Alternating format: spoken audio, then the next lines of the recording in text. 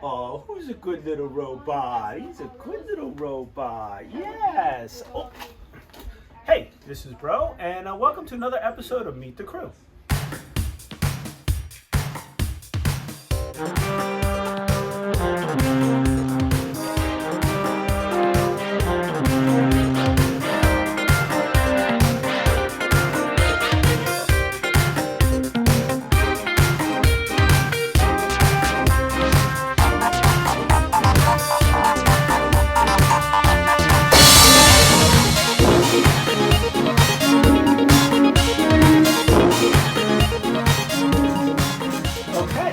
So here we are again for another series of Meet the Crew, and today we have Stephanie. Happy to have you here. Tell us a little bit about yourself. I've been sewing since 2005.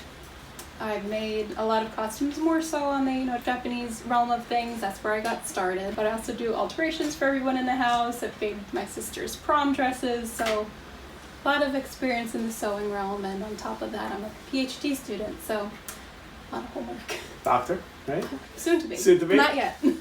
Fantastic. So you've been doing costumes for a long time. Again, a lot of it was anime and Japanese and other genres.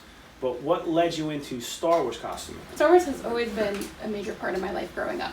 When I was very little, my dad always used to address me as Padawan, so it was just always embedded in me. But when The Force Awakens came out in theaters in December 2015, I was like, this is a great film to bring in new audiences, new generations into the Star Wars community. I said, Rey is a really great character to embody that feeling. So I went back to the movie theater with a notepad, took down a whole bunch of notes and jotted down some sketches. And then the next month in the city, they had the Star Wars costume exhibit.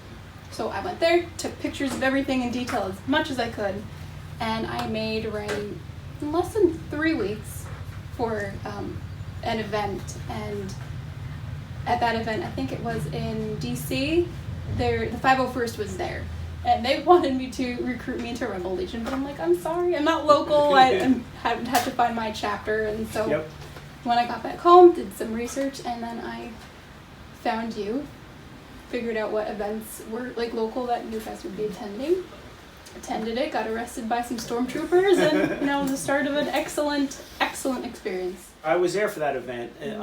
It was in Toms River. It was a high school, but I forget exactly what it was. But it was like a comic it was like a or something. Comic Con convention, but a community local one. But it was held in the gym or whatever, so it was big. They had vendors, they had exhibitors, they had activities. It was a lot of fun. And yeah, you showed up in your Rey, and we're like, are you a member? You should be a member. And I remember we all got to talking. So your costume right at that point looked like it was ready to submit and good to go. Our groups all do have a standard, but that standard is there not to make people work really hard to be a group. It's there to be, okay, this is what's screen accurate, this is what we decided on, and everyone has to be the same. So that if you make it in New Jersey and someone makes it in Asia, and someone makes it in the Middle East, and someone makes it in in California, wherever you are, it's all going to be the same. So how close was yours? Did you have to do any alterations or changes? I had to do one alteration, which was on the chest straps. I had stitching on the shoulder blades, and they said there was no stitching and that it didn't crisscross in the back. So I just got some more viscose, dyed it. It's just a long, 9-foot long strand of fabric, and I just wrapped it around and tacked it down where it would be hidden by the belt in certain places, so it stayed in place. And that was it. That's the only thing that needed adjusting. And that's one of the things I know with the Rebel Legion. It's always so tough, especially with the female characters and the soft parts, because they sometimes they get a little crazy with the stitching patterns and how detailed and accurate you have to be. But you have such a great amount of sewing skills that's not a problem for you. So that's again why we love having you as part of our crew, because you can help with some of the guys and girls that can't make that quality or need some help and guidance with patterns and all that stuff. You've been trooping with us now for a couple years, and what other costumes have you made Star Wars related? Leia's gold bikini, you. Yes. You and Nicole. So I just revamped the skirt in the front and the back. I use a sheer I believe it was an iridescent chiffon, 2 layers of that, and I also made a removable panty, so easy to go to the bathroom. Those are the only 2 that I currently have. How do you feel about wearing that? Is it a fun experience? I mean, the events that you've been to so far? All the time. I've been wearing Ray for 7 years now. Right. She's always a joy to wear. It's very comfortable. No, just take it on, take it off. Yep, It's just the hair, because I use my own hair. Yeah. It takes too long, maybe an hour. I still, after 7 years, have the hardest time with that hair. Yeah, and then of course in the latest bikini you get a lot of attention. That's you know Yes. any girl that's ever had the latest bikini gets a ton of attention. You know, Nicole, started off wearing that. We helped you because you were interested in getting one, and she actually got a different one, and we were upgrading that one, which is actually here on display right now. So we don't need 2 costumes, and I know you were really looking for one, and they're hard to get nowadays because not everybody wants to do the 3D printed. These were like original resin ones, which seemed to hold up a little better, got a little more flex into them, and it seemed to be perfect size for you. That's the other hard part, the sizing. Right. Because I'm so petite, a lot of the ones I was looking at were just too big, Right. and I would never have fit. Right. So we're sort of happy that that's become a legacy costume. It's it's passed on from from one costume, one of the original costume girls to one of the newer next generation ones, and you're really enjoying it, which is good. What else are you working on? I'm currently working on Bo-Katan Kryze from The Mandalorian Season 2/Season 3, because the serials are not quite out yet for Season 3, but there's not a big difference between the 2 costumes, so I will have things prepped on the side for Season 3 serial, but technically Season 2. So that's going to be for the 501st Legion. 501st and Mando Mercs. And the Mando Mercs, right. You like to make stuff yourself. Like you like lots of us, if I'm looking at like a flight suit of that caliber with so many different, again, we're talking about the stitching, the patterns, the different materials, I'm like, I'm commissioning that. It's very hard for me. Yeah.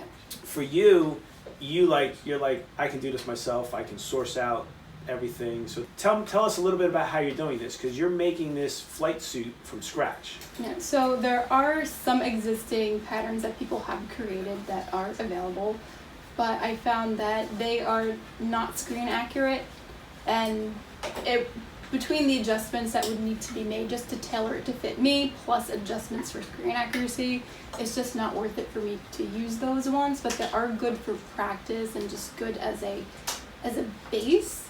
But I do own a professional full body dress form. It is the creepiest thing you'll ever see because it has no head and it just hangs like a hangman. So what I did there is I removed the arms, because the arms come off. I wrapped the whole thing in plastic wrap and then masking tape, because duct tape is a little bit more flexible than the masking tape. So I did the masking tape, covered the whole thing. And then with 3mm thick black tape, I used that to mark out all of the seam lines. I took a lot of pictures between like Season 2 and Season 3, and also the dented helmet reference pictures from when that costume was on exhibit, to mark out not just the seams, but also like compared to, I'm a little bit smaller than Katie Sackhoff. So I have to make sure that it's proportionate to me, versus what I might see on her costume, like, that piece right there looks a bit wide, but on me it might be really, really small. Right. So it's, making those little tailoring adjustments on top of what I'm seeing on screen or in behind the scene pictures. And you also sourced out all the different colors of the fabric, and you got tons of fabric, and each piece is a different one. Yeah, I think I parsed out about 7 different shades of gray. There's 7 different fabrics that are used in the costume, because there's a lot happening. Yeah. Too much happening. So you mentioned the dented helmet and stuff. So so the Star Wars fan clubs, there's the Rebel Legion and the 501st Legion, and the 2 big worldwide groups. The Mando Mercs, they've come years later. They're starting to build up a little bit. We have some chapters in New Jersey, and some of our members are dual members, and we're very friendly and accommodating to them. The Saber Guild too. That's another local group that's starting to get bigger. And then we all have forums. We have Legion forums, Rebel Legion forums. We have Garrison forums. We have detachments. Like online you know, and then like the Dented Helmet is another. It's not a fan club forum. It's more like just a resource. Yeah. So there's so many different places you can go, and that's very helpful. But then you take that information here, which is why we have crew members. It's not like an exclusive group, Brodustrial. It's like, if you want to come and help make a costume, you make a costume with us, and you help us make other costumes for people, you know, or some of the props. You know, you're official. You know, anybody can join at any time. But we're always happy when we grab somebody that has a lot of skill, because for us, it'd be easy for me to look at some of these detachments, get the patterns, get the information, but then actually putting it on paper or tracing it out or cutting it or figuring out the seams and stuff like that. We need hands-on help, which is why we're so thankful to have someone like you, because that can help us with our next level of of costuming, because a lot of people want to make a costume, but they might not have the resources to commission everything, because it costs a lot to buy if somebody wanted a flight suit or some kind of soft goods. But having the ability of have someone say, hey, we'll arrange for a day where Stephanie or one of our other seamstress can come over and help source that out. So it's a way to get back, because I can make a Jawa costume because it's straight stitching and a little bit of there. It's very rectangular. Yeah. And I can sew Velcro onto elastic straps for all the costumes, but I can never make a pattern. But hopefully I'd like to learn that. So far, what are some fun experiences you've had, in the troops, or some of the cool people, or things that you've done? Definitely keeping Kylo Ren out of trouble every time I'm Rey, when we have Kylo Ren available. Recently, I really got to use my Leia costume. I think I've only worn her twice, so it was a great experience to really utilize that, because it's really for select environments. Yes. We can't wear it for Yeah. every event. So I was really excited to really finally get to bring her out. But it's very top heavy with all my hair's in a bun, plus a hair piece. So that one for me is really, I think a 1 day is my limit. Yeah. It bothers my neck and shoulders, but Rey, it's always a joy. Everybody always seems to love Rey, even though I'm mostly addressed as Leia. Yeah, true. So Rey doesn't exist. It's always Leia.